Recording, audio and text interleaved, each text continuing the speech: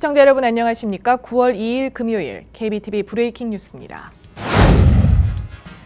브루클린에서 총격 사건이 발생해 한 명이 숨지고 두 명이 부상을 입었습니다.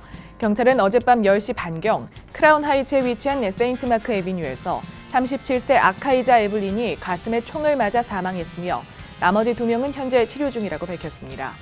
치료를 받고 있는 31세 남성과 36세 남성은 각각 오른쪽 허벅지와 왼쪽 발에 총을 맞았습니다. 경찰은 아직 용의자를 찾지 못했으며 계속 조사 중에 있습니다. 브루클린에서는 어제 낮에도 총격 사고가 있었습니다. 어제 오후 12시 반쯤 24세의 남성이 총을 맞아 중상을 입었습니다. 이 남성은 사건 당시 브루클린 플랫랜드 섹션의 주택가를 걸어가다 가슴에 총을 맞았으며 현재 병원에서 치료 중이지만 위독한 상태입니다. 총은 최소 2발이 발사됐으며 이 중 한 발은 근처에 위치한 집에 맞아 창문이 깨지기도 했습니다. 아직 피해자의 신원은 확인되지 않았으며 용의자 역시 검거되지 않았습니다. 뉴저지 애틀랜틱 시티에서도 총격 사건이 발생했습니다. 어제 오후 12시경 한 아울렛 매장 주차장에서 한 남성이 총에 맞아 숨졌습니다. 경찰은 용의자가 현장에서 달아났지만 곧 잡혀 구속됐으며 경찰에 잡히기 전 자살을 시도한 것으로 보인다고 밝혔습니다. 경찰은 용의자가 사건을 일으킨 이유에 대해 조사 중입니다. 뉴저지 뉴악에 위치한 한 초등학교 교장이 실종돼 경찰이 수사에 나섰습니다. 경찰은 마운트 버논 초등학교의 교장인 베르타 다이어가 행적이 묘연하다는 신고를 받고 추적에 나섰다고 밝혔습니다. 베르타 다이어는 소머셋의 타운하우스에서 혼자 살고 있으며 함께 일하는 교직원들이 평소 학교에 일찍 출근하는 그녀가 수요일에 보이지 않자 이를 이상하게 여기고 신고한 것으로 알려졌습니다. 실종된 여성을 마지막으로 만난 사람은 함께 일하는 동료인 것으로 밝혀졌는데 이 동료는 화요일 밤에 실종자 여성의 집에서 학교의 개학에 관해 이야기를 나누었으며 베르타 다이어가 2통을 호소했다고 전했습니다. 경찰은 이 동료의 증언과 경찰이 출동했을 때 집안에 불과 TV가 켜져 있었던 것으로 미루어 다각도로 조사하고 있습니다. 뉴욕 경찰이 지난 목요일 맨해튼에서 지갑을 훔친 용의자를 쫓고 있습니다. 경찰은 이 남성이 지갑을 훔치기 전과 후의 CCTV 영상을 공개하고 핫라인을 설치해 이 남성을 공개적으로 찾고 있습니다. 이 영상을 보면 어제 오후 5시경 웨스트 28번가와 5에비뉴의 교차 지점에서 한 남자가 72세 여성의 지갑을 잡은 뒤 바닥으로 밀어 넘어뜨립니다.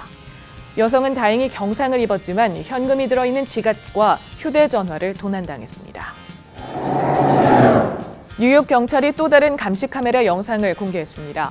이 영상에는 지난 수요일 오후 워싱턴 스퀘어 파크에서 여자친구 문제로 다투다 한 남성에게 총을 겨눈 용의자의 모습이 담겨 있습니다. 사건은 수요일 밤 11시 15분경 워싱턴 스퀘어 파크에서 총을 든 용의자가 권총으로 피해자의 머리를 2번 가격하고 피해자 다리에 총을 겨눴습니다. 용의자가 발사한 한 발의 총은 보도블럭을 향했으며 피해자는 총을 피할 때 바닥에 부딪혀 가벼운 상해만 입은 것으로 알려졌습니다. 경찰은 최근 이 두 남성이 한 여자 문제로 자주 다퉈왔다고 전했습니다.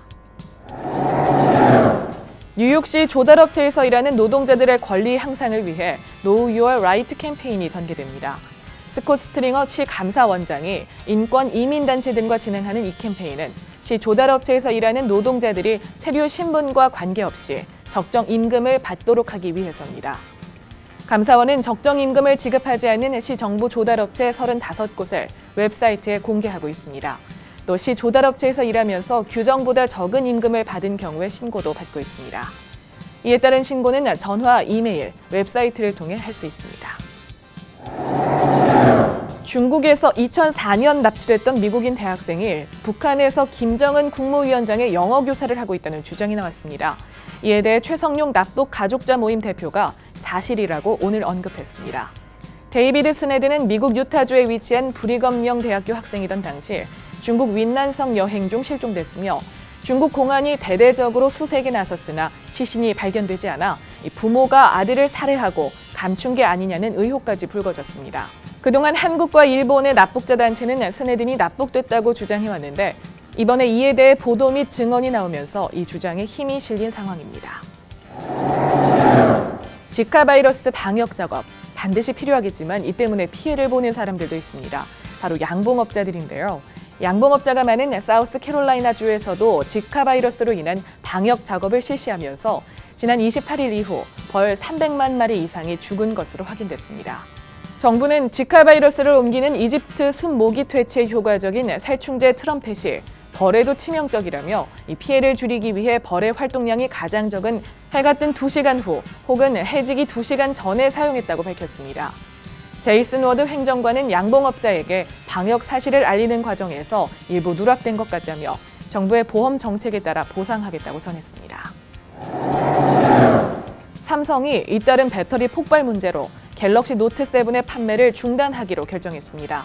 어제 삼성 모바일 비즈니스 고동진 대표는 갤럭시 노트 7의 사용자들이 구매 시기와 관계없이 무료로 새 핸드폰의 교체가 가능하다고 전했습니다. 이 같은 결정은 삼성이 최근 플래그십 스마트폰을 출시한 지 2주 만에 발표됐습니다. 갤럭시 노트 7은 충전 시 배터리가 폭발하거나 화재 발생의 사례가 접수되었고 전 세계적으로는 총 35건의 배터리 결함 신고 사례가 접수됐습니다. 갤럭시 노트 7은 출시 이후 총 100만 대 이상이 팔렸습니다. 5개 거대 IT 기업들이 인공지능 AI 연구의 윤리 기준을 만듭니다.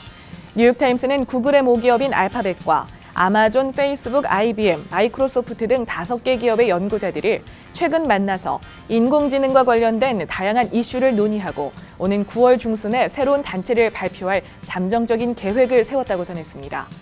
이 단체는 인공지능과 관련한 기준을 세우는 틀을 만들 계획인 것으로 알려졌습니다.